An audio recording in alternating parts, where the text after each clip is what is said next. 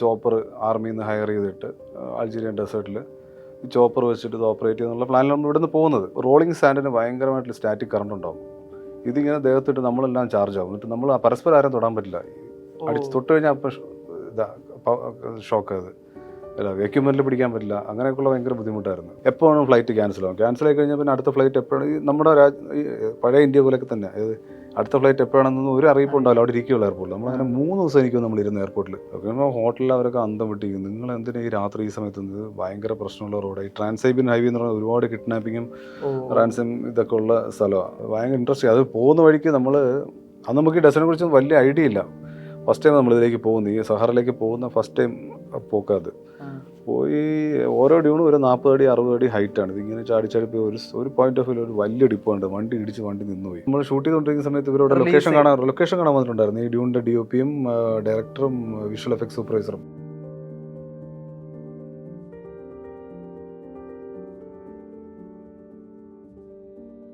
Cinematographer Sunil KS ആണ് the Q studio അഭിമുഖത്തിൽ. സുനിൽ, നമസ്കാരം. നമസ്കാരം. ഈ ആടുജീവിതത്തിൻ്റെ ജേണി പറയുമ്പോൾ ഈ 16 വർഷത്തെ കാലയളവ് അത് അഡ്രസ്സ് ചെയ്തിട്ടാണ് എപ്പോഴും പറഞ്ഞു പോകാറ്. അതിൽ തന്നെ ബ്ലസ്സി എന്നുള്ള പേരാണ് അസോസിയേറ്റ് ചെയ്ത് പറയാറ്. ബ്ലസ്സിയുടെ കരിയറിലെ ഈ 16 വർഷത്തെ ജേണി, ഈ ജേണിയിൽ സുനിലേട്ടൻ ശരിക്കും എപ്പോഴായിരിക്കും ഓൺ ബോർഡ് വരുന്നത്? എനിക്കിത് കോൾ 2019 സെക്കൻഡ് സ്കെഡ്യൂൾ തുടങ്ങുമ്പോഴത്തേക്കാണ് എനിക്കിത് കോൾ വരുന്നത്. ഇങ്ങനൊരു ഫ്രണ്ട് രതീഷ് ഷമ്പാട്ട്, പുള്ളിയാണ് എന്നെ വിളിച്ച് ഇങ്ങനെ ബ്ലസ്സിയേട്ടന് ഒരു DOP ആവശ്യമുണ്ട്, നിനക്ക് ഇൻട്രസ്റ്റ് ഉണ്ടോ, എൻ്റെ പേര് പറയട്ടെ എന്ന് ചോദിച്ചു. ഞാൻ പറഞ്ഞു ഓക്കെ, ആടുജീവിതമല്ലേ, എന്തായാലും ആർക്കാണെങ്കിലും ഇൻട്രസ്റ്റ് ഉണ്ടല്ലോ, ഓക്കെ പറഞ്ഞോളൂ നോക്കാമെന്ന് പറഞ്ഞു. അങ്ങനെയാണ് ഞാൻ ബ്ലസ്സിയേട്ടനെ വന്ന് മീറ്റ് ചെയ്യുന്നത് ഫസ്റ്റ് ടൈം. അങ്ങനെ അതിലേക്ക് തുടങ്ങുന്നത്. പക്ഷേ മീറ്റ് ചെയ്തപ്പോൾ ഏറ്റവും വലിയ കോമഡി എന്ന് പറഞ്ഞാൽ ബ്ലസ്സിയേട്ടൻ ചോദിച്ച ഉത്തരങ്ങളൊക്കെ എനിക്ക് നോ ആയിരുന്നു. കാരണം ബ്ലസ്സിയേട്ടൻ ആദ്യം ചോദിച്ചത് ബുക്ക് വായിക്കാറുണ്ടോ, അവസാനം വായിച്ച ബുക്ക് ഏതെന്നൊക്കെ ചോദിച്ചു. നമ്മൾ വായന തീരെ ഇല്ലാത്ത ആളാണ്. ഞാൻ പറഞ്ഞു അങ്ങനെ ഇപ്പോൾ അടുത്തടുത്ത് വായിച്ചിട്ടില്ല, വളരെ കൊച്ചിലൊക്കെ വായിച്ചിട്ടുള്ളൂ പറഞ്ഞു. പിന്നെ അടുത്ത കാലത്തുണ്ട് സിനിമ ഏതാണെന്നുണ്ട് ചോദിച്ചെന്ന് പറഞ്ഞു. അപ്പം സിനിമ കാഴ്ചയും വളരെ കുറവ്. നമ്മൾ ട്രാവലൊക്കെ ആയതുകൊണ്ട് എനിക്ക് അധികം അഡ്വർടൈസ്മെൻറ്റ് ചെയ്യുന്നുണ്ട്. എൻ്റെ റെഫറൻസിങ് എല്ലാം അഡ്വർടൈസ്മെൻറ്റ്സും മ്യൂസിക് വീഡിയോസും അങ്ങനെ ഇൻ്റർനാഷണൽ അങ്ങനെയുള്ള വീഡിയോസൊക്കെ അധികം കാണാറുള്ളത്. സിനിമ കാഴ്ചയുണ്ട്, പക്ഷേ നല്ല സിനിമകൾ കാണും, അങ്ങനെയുള്ളതുള്ളൂ. അപ്പം ഇതെല്ലാം നോ പറഞ്ഞു. അപ്പം ശരി നോക്കാം, നീ ഒരു കാര്യം ചെയ്യും, സ്ക്രിപ്റ്റൊക്കെ വായിക്കുമെന്ന് പറഞ്ഞു. എന്നിട്ട് പുള്ളി സ്ക്രിപ്റ്റൊക്കെ തന്നെനിക്ക്. സ്ക്രിപ്റ്റ് എനിക്ക് ഒന്ന് ഒരാഴ്ച കഴിഞ്ഞിട്ട് ഞാൻ കുറച്ച് റെഫറൻസും ഡോക്യുമെൻ്റൊക്കെ ബ്ലസ്സിയേട്ടനെ ഒന്ന് കണ്ടു. അങ്ങനെയാണ് പിന്നെ നമ്മൾ ഇരുന്ന് സംസാരിച്ചപ്പോൾ എനിക്ക് ഒന്ന് ബ്ലസ്സിയേട്ടൻ തോന്നി നമ്മൾ രണ്ട് ഒരേ പേജിലാണെന്ന് തോന്നി. സോ അങ്ങനെ അത് വർക്കൗട്ടായെന്ന് തോന്നുന്നത്. ആടുജീവിതം പുസ്തകം ഈ ലിറ്റററി ടെക്സ്റ്റ് വായിക്കുന്നത് അതിന് ശേഷമാണ്? ടെക്സ്റ്റ് ഞാൻ അതിപ്പോൾ ബുക്ക് വായിച്ചില്ല. ഞാൻ ആദ്യം വായിക്കുന്ന ബ്ലസ്സിയേട്ടൻ്റെ സ്ക്രിപ്റ്റ് തന്നെയാണ്. പിന്നെ ഞാൻ ബുക്ക് വാങ്ങിച്ച് വെച്ച് ഞാൻ പിന്നെ വായിക്കണ്ടെന്ന് വിചാരിച്ചു. കാരണം ബ്ലസ്സിയേട്ടൻ്റെ ഒരു വിഷൻ ഇതുമായിട്ട് കോൺട്രഡിക്റ്റ് ആവണ്ടെന്ന് വിചാരിച്ചിട്ട്. So I thought of read it later എന്ന് പറഞ്ഞിട്ട് ഞാനത് മാറ്റി വെച്ചിരിക്കുന്നു. സ്ക്രിപ്റ്റ് പക്കായിട്ട് മനസ്സിൽ കിടക്കട്ടെ എന്നിട്ട് അങ്ങനെ ഫോളോ ചെയ്ത് പോകുമായിരുന്നു. ഈ സാൻഡ്സ്റ്റോം സീക്വൻസിനെ പറ്റിയാണെന്ന് ചോദിക്കാനുള്ളത്. അതിൽ റിലീസിന് തൊട്ട് തലേദിവസം സുനിലേട്ടനൊരു സ്റ്റില്ല് പുറത്തുവിട്ടിരുന്നു, ഈ സാൻഡ്സ്റ്റോമിൽ ഷൂട്ട് ചെയ്യുന്നതിൻ്റെ ഒരു സ്റ്റില്ല്. അതിൽ ഇപ്പോൾ ബ്ലസ്സി ചേട്ടനൊക്കെ പറഞ്ഞിരുന്നു നിങ്ങൾ ആദ്യം VFXൽ സാൻഡ്സ്റ്റോം എടുക്കാമെന്നൊരു പ്ലാനായിരുന്നു. പിന്നീട് ഇപ്പോൾ ബ്ലസ്സി ചേട്ടൻ തന്നെ അവിടെ വെതർ അലേർട്ട്സ് വരും ഒറിജിനൽ സാൻഡ്സ്റ്റോമിൻ്റെ. ഒരു വെതർ അലേർട്ട് വന്നപ്പോൾ ബ്ലസ്സി ചേട്ടൻ ഓക്കെ ക്യാമറ എടുത്ത് ഇറങ്ങാമെന്ന് പറഞ്ഞിട്ട് എന്ത് എക്യുപ്മെൻറ്റിന് എന്തും പാളിച്ചകൾ വന്നൊക്കെ ഞാൻ റെസ്പോൺസിബിലിറ്റി എടുക്കാമെന്ന് പറഞ്ഞിട്ട് ഇറങ്ങിയതാണ്. ഈ സാൻഡ്സ്റ്റോം സീക്വൻസ് ഷൂട്ട് ചെയ്യുന്നതിൻ്റെ ചാലഞ്ച് എന്തായിരുന്നു ശരിക്കും? നമ്മുടെ ആക്ച്വൽ പ്ലാൻ എന്ന് പറഞ്ഞാൽ നമ്മളിവിടെ കൊച്ചിയിൽ ഇരുന്നത് പ്ലാൻ ചെയ്യുമ്പോൾ നമ്മൾ ഇത് ഒരു 3 ചോപ്പർ വെച്ച് ഈ ഡസ്റ്റ് ക്രിയേറ്റ് ചെയ്ത് അങ്ങനെ ഷൂട്ട് ചെയ്യാന്നുള്ളൊരു പ്ലാനൊക്കെ വെച്ച് ഇവിടെ നമ്മൾ പ്ലാനായിട്ട് പോകുന്നത്. പ്രാക്ടിക്കൽ എഫക്ട്സ് ഇടണം, അല്ലാതെ ഇത് ഇമ്പോസിബിൾ. അത്രയും വിൻഡ് നമ്മുടെ ഇൻട്രാക്ഷൻ ഹെയറിലും ഒക്കെ വേണമല്ലോ, ഡ്രസ്സിലൊക്കെ കിട്ടണമെങ്കിൽ അത്രയും ഹെവി ആയിട്ടുള്ളൊരു ബ്ലോർ ഉണ്ട്. നമ്മുടെ ഇവിടുന്ന് ബ്ലോറൊക്കെ നമ്മൾ കൊണ്ടുപോയായിരുന്നു. പക്ഷെ ഫസ്റ്റ് ഷെഡ്യൂളിൽ തന്നെ മനസ്സിലായി ബ്ലോവറിന്ന് ഡെസേർട്ട് കൊണ്ടുവച്ചിട്ട് ഒരു കാര്യമില്ല. കാറ്റൊന്നും ഒട്ടും ഫീൽ ചെയ്യില്ല, കാറ്റ് ഹെവി ബ്ലോർ പോലും. അത്രയും വാസ്റ്റ് ആയിട്ടുള്ള ഏരിയ. അപ്പോൾ അവിടെ വെച്ച് അടിക്കുകയാണെങ്കിൽ ഈ പറഞ്ഞ ഒരു 3 അടി 4 അടി ഡിസ്റ്റൻസ് വെച്ച് ബ്ലോർ വെച്ചാൽ നമുക്ക് ഉദ്ദേശിക്കുന്ന ഒരു എഫക്റ്റ് ഉള്ളൂ. പിന്നെ ക്യാമറ വെക്കാനൊന്നും സ്ഥലമില്ല അത്രയും ക്ലോസറായിട്ട് വെച്ച് കഴിഞ്ഞാൽ. സോ അത് പ്രാക്ടിക്കലി നടക്കില്ല എന്നുള്ള കാര്യം ഫസ്റ്റ് ഷെഡ്യൂളിൽ തന്നെ നമുക്ക് മനസ്സിലായിരുന്നു. സോ നമ്മൾ പിന്നെ ആലോചിച്ചപ്പോൾ ഒരു 3 ചോപ്പർ ആർമിയിൽ നിന്ന് ഹയർ ചെയ്തിട്ട് അൾജീരിയൻ ഡെസേർട്ടിൽ ഈ ചോപ്പർ വെച്ചിട്ട് ഇത് ഓപ്പറേറ്റ് ചെയ്യുന്നുള്ള പ്ലാനിൽ നമ്മൾ ഇവിടുന്ന് പോകുന്നത്. പോയി കഴിഞ്ഞിട്ട് അവിടെ നമ്മൾ ആസ് ഓഫ് ഷൂട്ട് തുടങ്ങുമ്പോഴും നമ്മുടെ പ്ലാൻ അത് തന്നെയാണ്. അപ്പോൾ അങ്ങനെ നമ്മൾ അവിടെ ഉള്ള ആൾക്കാരോട് ഇങ്ങനെ സംസാരിക്കുമ്പോൾ അവർ ഈ വിൻ്റർ ടു സമ്മർ ഈ ക്ലൈമറ്റ് ചേഞ്ച് വരുമ്പോഴത്തേക്കും 1-2 സാൻഡ്സ്റ്റോം സാധാരണ വരാറുണ്ട്, കിട്ടാൻ ചാൻസ് ഉണ്ടെന്ന് പറഞ്ഞാൽ നമുക്ക് ഈ സീസണിൽ ഒരെണ്ണം. അപ്പോൾ അങ്ങനെയാണെങ്കിൽ നമ്മൾ ഈ സീക്വൻസ് അങ്ങനെ ഹോൾഡ് ചെയ്ത് വെച്ച് നമുക്ക് അങ്ങനെയാണെങ്കിൽ നമുക്കൊന്ന് വെയിറ്റ് ചെയ്യാം, നോക്കാം. സഹാറ തന്നെയാണോ അപ്പോൾ സാൻഡ്സ്റ്റോം ഫുള്ള് ഷൂട്ട് ചെയ്ത്? നമ്മൾ ഷൂട്ട് ചെയ്യേണ്ടത് സഹാറ അൾജീരിയയിൽ ടിമോൺ എന്ന് പറയുന്ന സ്ഥലത്ത്. അപ്പോൾ നമ്മൾ ഇങ്ങനെ എന്നാൽ പിന്നെ നമുക്ക് അങ്ങനെ ഒരു പ്ലാൻ നോക്കാമെന്ന് പറഞ്ഞിട്ട് നമ്മൾ തൽക്കാലം സ്കെഡ്യൂളിൽ വെച്ചില്ല, ഇത് മാറ്റി വെക്കുമായിരുന്നു ഈ സീന്. അങ്ങനെ വരുമ്പോഴത്തേക്കാണ് നമുക്കൊരു വെതർ അലേർട്ട് കിട്ടുന്ന ഒരു സാൻഡ്സ്റ്റോം വരുന്നുണ്ടെന്നുള്ളത്. അങ്ങനെ അപ്പം പക്ഷെ അത് ഇച്ചിരി ഹെവിയാണ്, സാധാരണ വരുന്നതല്ല, ഇച്ചിരി ഹെവി ആവാനാണ് ചാൻസ് എന്നും പറഞ്ഞത്. അവർ പറഞ്ഞായിരുന്നു നമ്മുടെ ഇതിലെ റിപ്പോർട്ടിലൊക്കെ ഇച്ചിരി ഹെവി ആയിരിക്കും. ബസ്സിയേട്ടൻ പറഞ്ഞു നമുക്ക് നോക്കാം, കുഴപ്പമില്ല, എത്ര നോക്കാന്നിട്ട് നമ്മൾ അങ്ങോട്ട് ഇറങ്ങി തിരിക്കുകയായിരുന്നു അതിന് വേണ്ടി. അങ്ങനെ റിയൽ സാൻഡ്സ്റ്റോമിൽ ഷൂട്ട്. സാൻഡ്സ്റ്റോം മീൻസ് ബാക്കിൽ കാണുന്ന ക്ലൗഡൊക്കെ VFX ആണ്, സാൻഡ് ക്ലൗഡൊക്കെ. പക്ഷേ ഈ ഇൻട്രാക്ഷനും ഇതെല്ലാം റിയൽ. അവിടെ ഒരു ഫിസിക്കലി ഒരു ചാലഞ്ചും കൂടെ അല്ലേ, ഇത്ര എക്യുപ്മെന്റ്സ് ഒക്കെ. അതെ അതെ അതെ, ഫിസിക്കലി ചാലഞ്ചർ. അതിനേക്കാൾ ഇതിന്റെ ഒരു സൂചി കുത്തുന്ന പോലെ ഈ മണ്ണ് വന്ന് നമ്മുടെ ദേഹത്തടിക്കും. അത് മാത്രമല്ല ഇത് ഭയങ്കര സ്റ്റാറ്റിക് കറണ്ട് ഉണ്ട് ഈ റോളിംഗ് ഈ സാൻഡിനൊക്കെ. നമ്മൾ എക്യുപ്മെന്റിലൊന്നും പിടിക്കാൻ പറ്റില്ല, എക്യുപ്മെന്റിൽ പിടിക്കാൻ പറ്റില്ല, പരസ്പരം വേറെ ആളെ തൊടാനും പറ്റില്ല. മൂവ് അതല്ല ഈ നമ്മൾ ഫിസിക്സിലൊക്കെ പഠിച്ചിട്ടുണ്ട്, ഈ സ്റ്റാറ്റിക് ഇലക്ട്രിസിറ്റി ഉണ്ട്, ഒരുപാട് ഈ സ്കെയിലൊക്കെ റബ്ബ് ചെയ്തിട്ട് നമ്മൾ പഠിച്ചിട്ടുണ്ടല്ലോ സ്കൂളിൽ. അപ്പോൾ അതുപോലെ ഈ റോളിംഗ് സാൻഡിന് ഭയങ്കരമായിട്ടുള്ള സ്റ്റാറ്റിക് കറണ്ട് ഉണ്ടാവും. ഇതിങ്ങനെ ദേഹത്തിട്ട് നമ്മളെല്ലാം ചാർജ് ആവും. എന്നിട്ട് നമ്മൾ പരസ്പരം ആരും തൊടാൻ പറ്റില്ല, അടിച്ച് തൊട്ട് കഴിഞ്ഞാൽ അപ്പം ഷോക്ക്. അത് അല്ല എക്യുപ്മെന്റിൽ പിടിക്കാൻ പറ്റില്ല, അങ്ങനെയൊക്കെയുള്ള ഭയങ്കര ബുദ്ധിമുട്ടായിരുന്നു. വണ്ടികളിൽ തൊടാൻ പറ്റില്ല. സോ എല്ലാവരും പരസ്പരം അകന്നകന്ന് നിൽക്കുന്നത്. ചിലപ്പോൾ മേക്കിങ് കാണുമ്പോൾ പറയും ആരും അടുത്തടുത്ത് നിൽക്കില്ല, എല്ലാം ഇച്ചിരി അകന്നകന്നായിരിക്കും നിൽക്കുന്നത്. അങ്ങനെ ഒത്തിരി കഷ്ടപ്പെട്ട് അത് ആ ഒരു സീക്വൻസ് ഷൂട്ട് ചെയ്യാനായിട്ട്. It's very interesting actually. അങ്ങനെ കഷ്ടപ്പാടെന്ന് പറയുമ്പോൾ വി എൻജോയ്ഡ് ആക്ച്വലി, എല്ലാവരും enjoyed that. എത്ര ദിവസം എടുത്തിട്ടായിരിക്കും sandstorm? I think we shot it for, എൻ്റെ ഓർമ്മ ശരിയാണെങ്കിൽ 2 ദിവസം കണ്ടായിരുന്നു. 2 ദിവസം ഉണ്ടായിരുന്നു സാൻഡ്സ്റ്റോം ഫുള്ളായിട്ട് കണ്ടിന്യൂസ് നോൺ സ്റ്റോപ്പ് 2 days സാൻഡ്സ്റ്റോം ഉണ്ടായിരുന്നു. ആ ഒരു 2 ദിവസത്തിനുള്ളിൽ അത് ഫുള്ള് ഷോട്ട് എടുത്ത് തീർത്തു നമ്മൾ മാക്സിമം. ഈ ലിറ്റററി ടെക്സ്റ്റ്, ഇത്രയും സെലിബ്രേറ്റ് ചെയ്ത ലിറ്റററി ടെക്സ്റ്റ് എല്ലാവരുടെയും മനസ്സിലും അവരവരുടെ ഭാവനയിലുള്ള നജീബും സൈനും ഈ മസറിയും ഈ ലാൻഡ്സ്കേപ്പ് ഒക്കെ അവരുടെ ഒരു വിഷ്വലിൽ അവരവരുടെ മനസ്സിലുണ്ട്. ഒരുപാട് സീക്വൻസ് ആസ് എ സീക്വൻസ് മുഴുവനായിട്ട് തന്നെ ഒമിറ്റ് ചെയ്ത് കളഞ്ഞിട്ടുണ്ട് സിനിമയിൽ. അത് റൺ ടൈം ഒരു ഫാക്ടർ തന്നെയാണ്. ഇങ്ങനത്തെ ലിറ്റററി ടെക്സ്റ്റ് വിഷ്വലാക്കുമ്പോൾ ഏറ്റവും കൂടുതൽ ചാലഞ്ച് വരുന്ന ഈ ഡ്യൂറേഷൻ ഫിക്സ് ചെയ്യാനായിരിക്കും. ഷൂട്ട് ചെയ്ത് ഒമിറ്റ് ചെയ്ത സീക്വൻസസ് ഉണ്ടോ? ഉണ്ട്, ഒരുപാട് സീക്വൻസ് ഉണ്ടാകണം. കാരണം 3.25 മണിക്കൂറോളം ഉണ്ടായിരുന്നു നമ്മുടെ ഫസ്റ്റ് കട്ട്. സോ എനിക്ക് തോന്നുന്നു എൻ്റെ ഓർമ്മയിൽ തന്നെ ഒരു 3-4 സീക്വൻസ് ഒമിറ്റ് ആയി പോയിട്ടുണ്ട്. എസ്പെഷ്യലി ഒരു ജയിൽ പോർഷനൊക്കെ നമ്മൾ ഷൂട്ട് ചെയ്തിട്ടുണ്ടായിരുന്നു. ജയില്, പിന്നെ ഇവർ ഈ എസ്കേപ്പിൻ്റെ തുടക്കത്തിലൊക്കെ കുറച്ച് 1-2 സീക്വൻസ് ഉണ്ടായിരുന്നു, അതൊക്കെ മിസ്സായി പോയിട്ടുണ്ട് ഡ്യൂറേഷൻ കാരണം. അതുപോലെ ഈ നരേറ്റീവും കഥ പോകുന്ന ആ നരേറ്റീവ് സ്ട്രക്ചർ അല്ലല്ലോ സ്ക്രീൻ പ്ലേയിൽ. നരേറ്റീവ് ഷിഫ്റ്റ് ചെയ്യുന്നത് ഏത് പ്രോസസ്സിൽ? പ്രീ കൺസീവ് സ്റ്റേജ് തന്നെ ഈ നറേറ്റീവ് തന്നെയായിരുന്നു. ഇത് ബ്ലസ്സിയുടെ ഒരു നറേറ്റീവ് ഇങ്ങനെ തന്നെ ആയിരുന്നു. ഇത് നമ്മൾ അതേപടി നമ്മൾ എക്സ്ട്രാ പോലും ഒന്നും എടുത്തിട്ടില്ല. അധികം മീൻസ് സ്ക്രിപ്റ്റിലുണ്ടായിരുന്ന എല്ലാം എടുത്തു. എഡിറ്റബിൾ കുറച്ച് അവോയ്ഡായി പോയെന്നല്ലാണ്ട് നമ്മൾ എക്സ്ട്രാ അല്ലാണ്ട് വേറെ ഒരു ഷോട്ട് പോലും എടുത്തിട്ടില്ല എന്നുള്ളതാണ് പടത്തിന് വേണ്ടി. ഒരു ഓപ്ഷൻ ഷോട്ട് പോലും ഇല്ലായിരുന്നു. ഫസ്റ്റ് കട്ട് 3.25 മണിക്കൂർ ആണെന്നാണ് എൻ്റെ ഓർമ്മ. 3.25 അത് സംതിങ്. എനിക്ക് ചോദിക്കാനുള്ളത് ഈ ലൊക്കേഷൻ ഹണ്ടിനെ കുറിച്ചാണ്, ലൊക്കേഷൻ ട്രക്കിംഗ് എന്നുള്ള പ്രോസസ്സിനെ കുറിച്ചാണ്.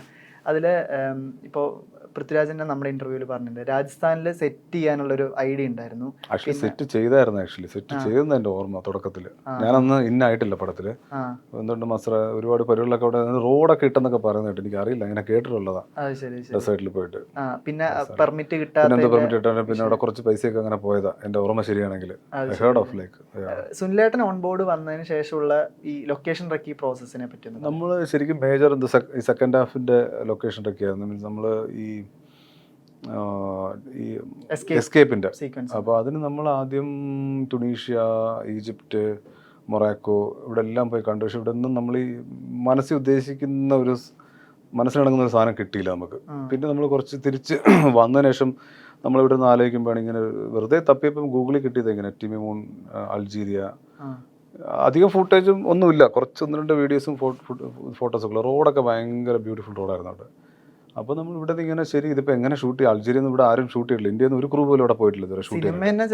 സിനിമ തന്നെ ഷൂട്ട് ചെയ്തില്ല. എന്തോ ഫ്രഞ്ച് ഫിലിംസ് ഒക്കെ 1-2 ഷൂട്ട് ചെയ്തിട്ടുള്ള അവിടെ. അൾജീരിയ അങ്ങനെ ക്രൂ ഇല്ല. അൾജീരിയ എന്ന് പറയുന്നത് തന്നെ ഒരു വലിയ ഇന്ത്യയുടെ എനിക്ക് 5 ഇരട്ടി വലുപ്പം ഉണ്ടെന്ന്. അതിൻ്റെ ഒരു ശ്രീനഗർ പോലൊരു ടിപ്പിലാണ് ചെറിയൊരു സിറ്റിയേ ഉള്ളൂ. പിന്നെ അവിടെ ഇവിടെ കുറച്ച് ഒയാസിസിൽ ചെറിയ സെറ്റിൽമെൻറ്റ്സേ ഉള്ളൂ. ഇങ്ങനെ ചില ഒരു കോൺടാക്റ്റ് ഇല്ല. അപ്പോൾ ഇവിടെ നിന്ന് ഗൂഗിൾ ചെയ്തിട്ട് നമ്മൾ അവിടെ ഒരു യാസിൻ എന്ന് പറഞ്ഞിട്ടൊരു പ്രൊഡക്ഷൻ, അവിടുത്തെ ഒരു പ്രൊഡക്ഷൻ പുള്ളിയെ കോൺടാക്റ്റ് കിട്ടി. പുള്ളി നല്ല മനുഷ്യനാണെന്ന് തോന്നുന്നു. നമ്മൾ അങ്ങനെ കോൺടാക്ട് കിട്ടി നമ്മൾ ഇവിടുന്ന് പോവുക. അപ്പോൾ ഈ പടത്തിൻ്റെ വേറൊരു കാര്യം പറയുന്നത്, ഈ പടം തുടങ്ങിയപ്പോൾ ഞാൻ ഫസ്റ്റ് ബ്ലസ്സിനെ കാണാൻ വരുന്ന മുതൽ എനിക്ക് ആദ്യത്തെ എനിക്ക് തോന്നുന്നു ഞാൻ ചെന്നൈ ഇങ്ങോട്ട് ഫ്ലൈ ചെയ്യുന്ന കൊച്ചിയിലേക്ക് 8 മണിക്കായിരുന്നു ഫ്ലൈറ്റ്. അത് എനിക്ക് ജീവിതത്തിൽ അത്ര ഒരു ഡിലേ കിട്ടിയിട്ടില്ല. 2:30-ക്ക് ആ ഫ്ലൈറ്റ് അവിടെ നിന്ന് എടുത്ത് ചെന്നൈയിൽ നിന്ന്. അപ്പം തന്നെ ഒരു ഡിലേ കിട്ടി. എനിക്ക് അപ്പം തന്നെ ഇതിങ്ങനെയാണ്. പിന്നെ നമ്മൾ ഡിലേ എന്ന് പറഞ്ഞാൽ നമ്മുടെ ലൊക്കേഷൻ കാണാൻ ചെന്ന് അവിടെ ചെന്ന് അൾജീരിയ എയർപോർട്ടിൽ ചെന്നിറങ്ങിയിട്ട് ഈ യാസിൻ്റെ നമ്പർ വിളിച്ചിട്ട് യാസിനെ കിട്ടുന്നില്ല. അവിടെ വേറെ ആരും നമുക്ക് പരിചയമില്ല, പുള്ളി സ്വിച്ച് ഓഫാ. അതായത് നജീബിന്റെ ഏതാണ്ട് സിമിലർ അവസ്ഥ. അൾജീരിയ എന്ന സ്ഥലത്ത് അവിടെ ഇംഗ്ലീഷും അറിയില്ല ആർക്കും, എല്ലാം ഫ്രഞ്ചാ. ഇംഗ്ലീഷ് ആർക്കും അറിയില്ല, വലിയ വശമില്ല. അപ്പം പിന്നെ അവിടെ ചെന്ന് കുറേ നേരം അവിടെ 1 മണിക്കൂറൊക്കെ ഇറങ്ങി നിന്ന് അവസാനം പുള്ളി നജീബിനെ കൊണ്ടുപോകുന്ന പോലെ നമ്മളെ കൊണ്ടുപോകാനായിട്ട് വന്ന ആളാണ്. അവസാനം പുള്ളി വന്നു. ഒരു മണിക്കൂർ കൊണ്ട് നമ്മളവിടെ വെയിറ്റ് ചെയ്തതിനു ശേഷം പുള്ളി എന്തോ വന്നു. പിന്നെ നമ്മൾ അവിടെ നിന്ന് ടിമിമൂർ എന്ന് പറഞ്ഞ സ്ഥലം, ഐ തിങ്ക് അവിടെ നിന്ന് ഒരു 2-2.5 മണിക്കൂർ എന്തോ ഫ്ലൈ ചെയ്യണം അൾജീരിയസിൽ നിന്ന്. അതും ഈ ടിമിമൂർ എന്ന് പറഞ്ഞ സ്ഥലത്തേക്ക് ആഴ്ചയിൽ 3 ഫ്ലൈറ്റേ ഉള്ളൂ. 3 ഫ്ലൈറ്റേ ഉള്ളൂ.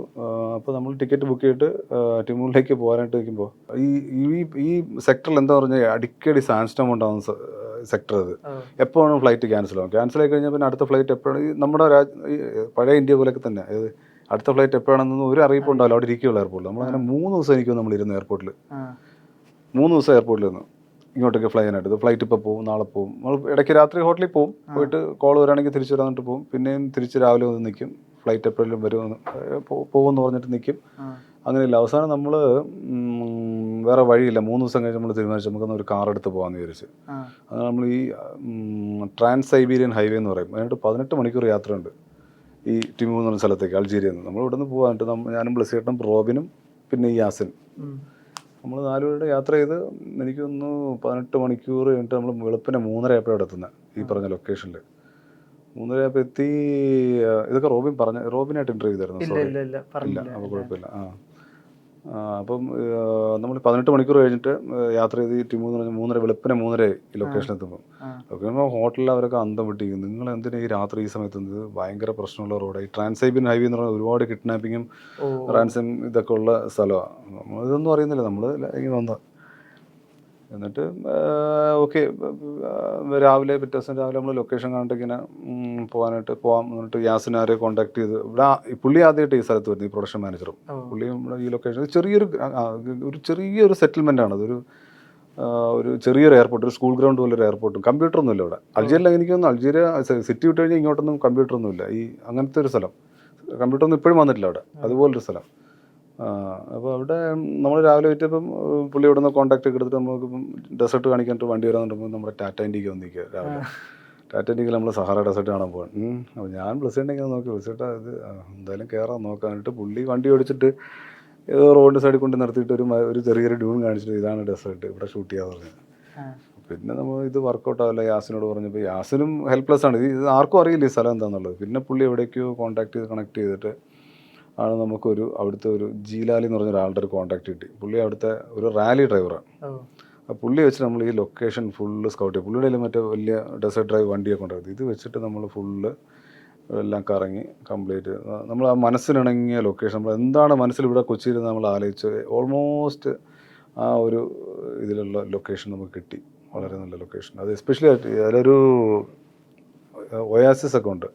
ഒയാസിസ് ഒക്കെ ഒരു ലൈവ് ലൊക്കേഷൻ കിട്ടിയെന്നുള്ളതാണ്. അതിൽ പ്രശാന്ത് കുറേ പണിയെടുത്തിട്ടുണ്ട്, ആ ഡയറക്ടർ പ്രശാന്ത് ഒത്തിരി പണിയെടുത്തു. അതിനകത്ത് വെള്ളമൊന്നും ഇല്ലായിരുന്നു. ഒരു നല്ലൊരു ഗ്രീനറി ഉള്ളൊരു മരമുണ്ട്, ചുറ്റുപാടും 360 ഡിഗ്രിയും സാൻഡ, ഡെസേർട്ട് ഡ്യൂൺസ് മാത്രം. ഒറിജിനൽ എനിക്ക് നേരത്തെ വെള്ളം ഉണ്ടായിരുന്ന സ്ഥലമാണ് അത്. ഇപ്പോൾ അവിടെ വെള്ളമില്ല, ഈ മരം മാത്രമുണ്ട്. നല്ല പച്ചപ്പുള്ളൊരു മരം middle of the desert. So അങ്ങനെ നമ്മൾ ആ ലൊക്കേഷൻ കണ്ടുപിടിക്കാൻ പോയത്. നമ്മളിപ്പോൾ ബാക്കി എല്ലാ ലൊക്കേഷൻ കിട്ടി, ഈ ലൊക്കേഷൻ മാത്രം നമുക്ക് ലാസ്റ്റ് കിട്ടിയില്ല OSS സെറ്റ് ചെയ്യാനുള്ളത്. അപ്പോൾ നമ്മൾ സെറ്റ് ഇടാന്നൊക്കെയുള്ളതിൽ ഇങ്ങനെ നിൽക്കുമ്പോഴാണ് ഈ പുള്ളി പറയുന്നത്, എനിക്ക് കൊച്ചിലെ ഇങ്ങനെ കുട്ടിക്കാലത്ത് ഞാൻ ഇങ്ങനെ അകത്തേക്ക് പോയി ഇങ്ങനെ ഒരു ഡെസേർട്ടിന് നടുക്ക് ഒരു ചെറിയ OSS പോലുള്ള സ്ഥലം എൻ്റെ ഓർമ്മയിലുണ്ട്. പുള്ളിയുടെ അപ്പാപ്പൻ്റെ ഇവിടെ അങ്ങനെ ആരണ്ട് പോയതാണ് പുള്ളി കൊച്ചിലെ കണ്ട്. എനിക്ക് ഏകദേശം സണ്ണിൻ്റെ ഒരു ഐഡിയ അറിയാം, നമുക്ക് പോകാമെന്ന് പറഞ്ഞ് അങ്ങനെ നമ്മൾ തപ്പിപ്പിടിച്ച് പോയതാണ്. അത് ഭയങ്കര ഇൻട്രസ്റ്റിംഗ്. അത് പോകുന്ന വഴിക്ക് അന്ന് നമുക്ക് ഈ ഡെസേർട്ടിനെ കുറിച്ച് വലിയ ഐഡിയ ഇല്ല. ഫസ്റ്റ് ടൈം നമ്മളിതിലേക്ക് പോകുന്നു, ഈ സഹാറിലേക്ക് പോകുന്ന ഫസ്റ്റ് ടൈം പോക്കത്. പോയി ഓരോ ഡ്യൂണും ഒരു 40 അടി 60 അടി ഹൈറ്റാണ്. ഇതിങ്ങനെ ചാടി പോയി ഒരു പോയിന്റ് ഓഫ് വ്യൂ ഒരു വലിയ ഡിപ്പുണ്ട്. വണ്ടി നിന്നുപോയി. ഓൾമോസ്റ്റ് 5:30 മണിയായി. നമ്മളാണ് സാറ്റലൈറ്റ് ഫോൺ ഇത് എങ്ങനെ ഉപയോഗിക്കണമെന്ന് അറിയില്ല. സാറ്റലൈറ്റ് ഫോൺ കിട്ടിയ പക്ഷേ ഇത് എങ്ങനെ ഉപയോഗിക്കേണ്ടതെന്നൊന്നും നമ്മളന്ന് യൂസ് ചെയ്യാന്നുള്ള രീതി നമ്മളത് ഉപയോഗിച്ച് തുടങ്ങിയില്ലായിരുന്നു. ഇത് ഉപയോഗിക്കാൻ അറിയാൻ പാടില്ല, നെറ്റ്വർക്കും ഇല്ല, ആകെ സ്റ്റക്കായൊരു ഇതായിരുന്നു. പക്ഷെ പുള്ളി ഒരു റാലി ഡ്രൈവർ ആയതുകൊണ്ട് പുള്ളിക്ക് ഇത് ശരിയാക്കാൻ അറിയാം. ഇത് പുള്ളി എങ്ങനെ ശരിയാക്കി അവിടെ നിന്ന് സ്റ്റാർട്ട് ചെയ്തുകൊണ്ട് നമ്മളവിടെ നിന്ന് അന്ന് രാത്രി പോകുന്നില്ല, അവിടെ കിടക്കുള്ളൂ. ഒരു മനുഷ്യരല്ല നമ്മൾ ആ ഡെസേർട്ടിൽ പെട്ടുപോയത് അന്ന് രാത്രി. ഒരു കുപ്പി വെള്ളമുണ്ട് കയ്യിൽ. ഇതിനേക്കുള്ള ഒരുപാട് രസകരമായിട്ടുള്ള സംഭവങ്ങളുണ്ട് ഇതേപോലെ ലൊക്കേഷൻ കാണാൻ പോയിട്ട്. ജോർദാനിലെ വാദിറാം കണ്ടുപിടിക്കുന്നത് വാദിറാം ഈ സ്കെഡ്യൂളിൽ അതിന് മുമ്പത്തെ സ്കെഡ്യൂളായിരുന്നു. ഈ വാദിറാമും നമ്മൾ ഈ ലൊക്കേഷൻ വേറൊരു ഇത് ആസ്പെക്റ്റ് ഉണ്ട്. കാരണം നമ്മൾ ആദ്യം ഇവർ ഈ നജീബ് കിടക്കുന്ന ഡെസേർട്ട് എന്ന് പറയുന്നത് ഈ മലയൊക്കെ ചുറ്റുപാടുള്ള ഒരു ഡെസേർട്ടായിരുന്നു, മസ്ര പോർഷൻ. സോ അത് അങ്ങനെ വെക്കാൻ ബ്ലസ്സിയുടെ ഒരു ഐഡിയ ആയിരുന്നത്. ബിക്കോസ് ഈ തുടക്കം തന്നെ നമ്മൾ ഈ ഡെസേർട്ടിനകത്തുകൊണ്ട് ഈ മസ്ര ഇട്ട് കഴിഞ്ഞാൽ പിന്നെ ഇവർ ഓടുന്നതിനൊരു ചേഞ്ച് ഓവർ കിട്ടില്ല. നമ്മൾ പടം കണ്ടത് തന്നെ അറിയാം, ഓരോ ഡ്യൂണിനും ഓരോ സ്ട്രക്ചറുണ്ട് ഇവർ പ്രോഗ്രഷൻ ഫീൽ ചെയ്യാനായിട്ട്. ചിലത് ഹൈ ഡ്യൂൺസ് ആയിരിക്കും, ചിലത് ഫ്ലാറ്റ് ആയിരിക്കും, ഫ്ലാറ്റ് ഡെസേർട്ട് ആയിരിക്കും, ഈ ചേഞ്ച് ഓവർ ഫീൽ ചെയ്തിട്ട്. അപ്പോൾ അതുപോലെ നമ്മൾ ഇങ്ങനൊരു തോട്ട് ബ്ലസ്സിയുടെ തോട്ടായിരുന്നു അത് ഈ മസ്ര ഈ ഹിൽസിന് നടുവിലുള്ള ഒരു ഡെസേർട്ടിൽ പിടിക്കുക എന്നുള്ളത്. അപ്പോൾ ഇവർ ഓടി രാവിലെ എത്തിക്കഴിയുമ്പോഴത്തേക്കിനും മിഡിൽ ഓഫ് സീ പോലെ അതുപോലൊരു ഡെസേർട്ടിലേക്ക് ചെല്ലുക എന്നുള്ളതായിരുന്നു നമ്മുടെ ഐഡിയ. ഈ പോർഷൻ പറഞ്ഞപ്പോൾ ഈ ഡെസേർട്ട് എസ്കേപ്പ് സീക്വൻസ് മൊത്തം എടുക്കുകയാണെങ്കിൽ അവിടെ ഒരു ഷോട്ട് വെക്കുകയാണെങ്കിൽ ഓക്കെ സബ്ജക്റ്റ് ഉണ്ട്, ബാക്ക് ഡ്രോപ്പ് എല്ലാം സെയിം ആണല്ലോ. അവിടെ ആകെയുള്ള വ്യത്യാസം ഈ ലെവൽ വ്യത്യാസം മാത്രമാണല്ലോ. അല്ലെങ്കിൽ ഡ്യൂണിന്റെ മുകളിൽ പോയിട്ട് മുകളിൽ സബ്ജക്റ്റും അല്ലെങ്കിൽ ഡ്യൂണിന്റെ താഴെ നിൽക്കും. ഇതല്ലാതെ ഒരു തരത്തിലുള്ള ചേഞ്ച് ഉണ്ടാവില്ലല്ലോ. ഇത് ഒരു ഷോട്ട് കൺസീവ് ചെയ്യുമ്പോൾ പുതിയൊരു ഷോട്ട് പ്ലേസ് ചെയ്യുക എന്ന ചിന്ത ചിലപ്പോൾ പ്രാക്ടിക്കൽ അല്ലല്ലോ. അതെങ്ങനെ ഡീൽ ചെയ്യുക, ആ ഒരു കോൺഫ്ലിക്റ്റ് എങ്ങനെ ഡീൽ ചെയ്യുക? അത് പക്ഷേ നമ്മൾ ഈ പറഞ്ഞ സഹാറയിൽ തന്നെ പല ടെക്സ്ചറുള്ള ഡെസേർട്ട് ഉണ്ടായിരുന്നു, ഹൈ ഡ്യൂൺസ് ഉണ്ടായിരുന്നു, ഈ പറഞ്ഞ പോലെ ഫ്ലാറ്റ് ആയിട്ടുള്ള ഡ്യൂൺസ് ഉണ്ടായിരുന്നു. സോ അപ്പം ഒരു സിമിലാരിറ്റി തോന്നാത്ത രീതിയിലുള്ള ലൊക്കേഷനാണ് നമ്മൾ ഓരോ സീക്വൻസിനും പിടിച്ചേക്കുന്നത്. സോ അങ്ങനെ കുറച്ച് അങ്ങോട്ടും ഇങ്ങോട്ടൊക്കെ മാറി ട്രാവൽ ചെയ്യണം. ട്രാവൽ ചെയ്ത് കഴിഞ്ഞാൽ നമുക്ക് പല പല ടെക്സ്ചർ, കളർ പോലും മാറുന്നുണ്ടായിരുന്നു ചിലയിടത്തൊക്കെ. അപ്പോൾ അങ്ങനെ അത് മാറ്റി മാക്സിമം അത് ഒരു വ്യത്യസ്തമാക്കാനായിട്ട് ശ്രമിച്ചിട്ടുണ്ട് ആ ലൊക്കേഷൻ പിടിക്കുന്നതിലൊക്കെ. ഇപ്പോൾ ഈ ആടുജീവിതം ആദ്യം ഡിസ്കഷൻ പോയിന്റ് വന്നപ്പോൾ തൊട്ട് പുറത്തുള്ള സിനിമകളും ഡിസ്കസ് ചെയ്യുന്നുണ്ട്. അതായത് ഇപ്പോൾ ഡ്യൂൺ പോലുള്ള സിനിമ, ഇപ്പോൾ ഡ്യൂൺ റീസെന്റ് റിലീസ് ചെയ്യുന്നു, അതുപോലെ ലോറൻസ് ഓഫ് അറേബ്യ, ബെൻഹർ പോലുള്ള സിനിമകളൊക്കെ ഡിസ്കസ് ചെയ്യുന്നുണ്ട്. ഇപ്പോൾ ഡ്യൂണൊന്നും ഉറപ്പായിട്ടും നിങ്ങളുടെ റെഫറൻസിൽ വന്നിട്ടുണ്ടല്ലോ. ഇല്ല, ഡ്യൂൺ നമ്മൾ രാജു പറഞ്ഞല്ലോ, നമ്മൾ ഷൂട്ട് ചെയ്തുകൊണ്ടിരിക്കുന്ന സമയത്ത് ഇവരോട് ലൊക്കേഷൻ കാണാൻ വന്നിട്ടുണ്ടായിരുന്നു. ഈ ഡ്യൂണിന്റെ DOP-യും ഡയറക്ടറും വിഷ്വൽ എഫക്ട് സൂപ്പർവൈസറും 3 പേര് നമ്മൾ ഈ നജീബും ഹക്കീമും കൂടെ മീറ്റ് ചെയ്യുന്ന ആ സീക്വൻസ് ഷൂട്ട് ചെയ്യുന്നുണ്ടെന്ന് അവരോട് ലൊക്കേഷൻ റെക്കി വന്നിട്ടുണ്ടായിരുന്നു. ഡ്യൂൺ ടീം അവരുടെ റെക്കി ഉണ്ടായിരുന്നു. റെക്കിക്ക് അവർ വന്ന് അങ്ങനെ മീറ്റ് ചെയ്തായിരുന്നു നമ്മളോട് വെച്ച്. യെസ്, പ്രോബ്ലംസ് വെച്ച് ഷൂട്ട് ചെയ്തു. പ്രോബ്ലംസും കുറേ ഷോട്ട് ഐഫോണിൽ ഷൂട്ട് ചെയ്തിട്ടുണ്ട്. കാരണം അത്രയും ക്ലോസറായിട്ട് ഇത് എങ്ങോട്ടാണ് പോകുന്നതെന്ന് മനസ്സിലാവില്ല പെട്ടെന്ന്, ഭയങ്കര ക്വിക്കായി സാധനം. സോ ഐഫോൺ ആണെങ്കിൽ പെട്ടെന്ന് അതിൻ്റെ കൂട്ടത്തിൽ അത് ഇപ്പോൾ ഒരു സ്പെഷ്യൽ പ്രൊഫൈലൊക്കെ ഇൻസ്റ്റാൾ ചെയ്തിട്ട് ഐഫോണിൽ കുറേ ഷോട്ടിൽ എടുത്തേക്കുന്നത്. ഐഫോൺ ഷോട്ട്സ് സിനിമയിലും ഉണ്ട് കുറേ ഷോട്ടിൽ. അതിനകത്ത് ആ പാമ്പിൻ്റെ സീക്വൻസ് കുറച്ച് ഷോട്ടിലൊക്കെ ഐഫോണിൽ ഷൂട്ട് ചെയ്തിട്ടുണ്ട്. ഐഫോണും ഉണ്ട്, പ്രോബ്ലംസ് അല്ലാതെ ക്യാമറയിൽ ഷൂട്ട് ചെയ്തിട്ടുണ്ട്.